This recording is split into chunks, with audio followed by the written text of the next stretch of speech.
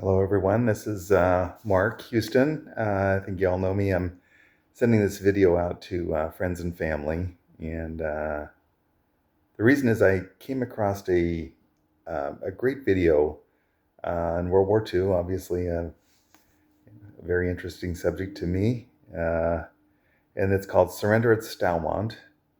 The, um, the setting for this is in the Battle of the Bulge in December of 1944. Um, and the guy that is presenting it in this next video does a great job of talking about the 30th Infantry Division, Dad's division, and the 119th Regiment, which was also Dad's regiment, and even down to the battalion, the 3rd Battalion. Dad was in the 2nd Battalion. I'll talk a little bit more about that here in a minute. And to have the setting for this, the war had been going on for the 30th since June of 1944. They landed on Omaha Beach after their initial invasion, and then moved inland and fought battles, and a big battle in Mortain, another big battle in Aachen. Um, had finished that and was moving towards Berlin, deeper into Germany. The Germans came up with a secret plan that was called Watch on the Rhine, and they secretly placed almost 500,000 men um, in the Ardennes forest to make an attack to split the American and English lines and move to Antwerp. And that was the objective that would cut the supply lines of the U.S. And the Allies and prolong the war, hopefully win the war. It was a big gamble by Hitler.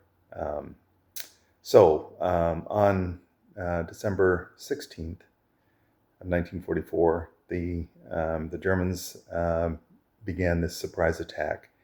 They had a huge amount of men and machines on 4 attack routes.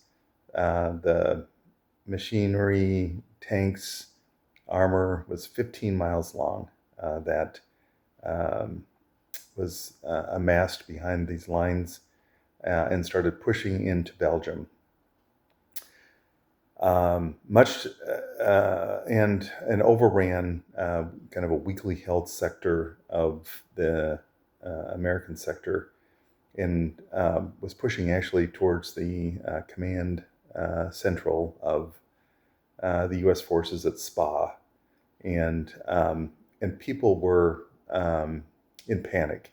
They were looking to escape the German attack. There was an entire regiment that was surrendered of Americans. But also the Americans in a number of delaying actions um, uh, really helped slow and ultimately stop the Germans. There was also in this video he'll talk about it. There was some Americans were captured and were prisoners of war and were shot at Malmedy. And this is a big and this is the sector that our father, Dad, Harold Houston, went to. So they were north. The 30th was north of what ultimately was the Battle of the Bulge in the Ardennes Forest, and when the generals figured out what was going on, um, they they moved all of the American forces possible to stop the attack. And the 30th was a very instrumental division in making that happen. stopping the Germans. And so they were trucked to this location, ultimately Stoumont, which you'll hear about in this video, and set up defensive positions in Stoumont and Stavelot, L'Église, Tropoint. So there was like 4 small communities that were in these valleys, these deep valleys, and the Amblève River ran through that area. On the German side, there was a leader of the Northern Shoulder attack. His name was Joachim Peiper. He was relatively young, very famous, dashing German, successful soldier that was picked to lead the Northern Advance, which the Northern Advance was going to be the one that was hoped to be the breakthrough for the Germans. He had under his command tanks that were huge, these King Tiger tanks, and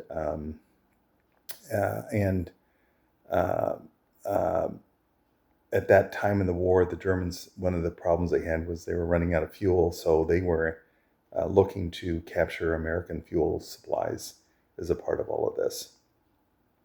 So they were very successful for several days, pushing back the Americans many miles, tens of miles, like 40, 50 miles back, that that then they ran into a stiff defense that was set up by the 30th at Stoumont. And this video will talk about that action that occurred at Stoumont, and some of the action that also happened at Stavelot, which was a little bit east of Stoumont, a small village there that the 117th, another regiment of the 30th, took, that actually was key in it, cut off the supplies of the German advance. And you'll hear about that in this video also. The and I'm giving away the video a little bit, but it was really the last gun, if you will, that stopped, available to stop the German advance that was at Stoumont Station. And if that would have not occurred, the Germans likely would have broken out into more open space and had much more capability of advancing quickly across that area with really no one to stop them all the way to Brussels and Antwerp. So the other item I guess I wanted to talk a little bit about was that that where Dad was in the 2nd Battalion. The 2nd Battalion was doing a flanking action during this time that you'll hear about the 3rd Battalion of the 119th. And a battalion is about 2,000 men. The 2nd was assigned to do this flanking action, and their major, a major called Hal McCown, was captured by the Germans. And actually kind of famously had conversations with Colonel Peiper of the German leader, and they talked about in a book called Time for Trumpets, and in the movie The Battle of the Bulge, they talk about their reasons for entering the war and what their missions were and their philosophies were that were colliding. And then Major McCown ultimately was escaped and and was no longer a prisoner just a few days later. But his capture really did limit the 2nd Battalion's ability to do the flanking maneuver that they were assigned to do. So all of this is really close to where Dad was, and just one of the actions of many days. But this is really kind of a culmination. It's the high water mark of the German advance in the Battle of the Bulge. When they were turned around at Stoumont Station, they began their retreat back to Germany and fought their way back. It was not over by a long shot. A lot of people assume that, but many more casualties occurred, and it was still brutal fighting that happened after that. So with that, this video is about 15 minutes long, but I think you will enjoy it. Thank you. Bye.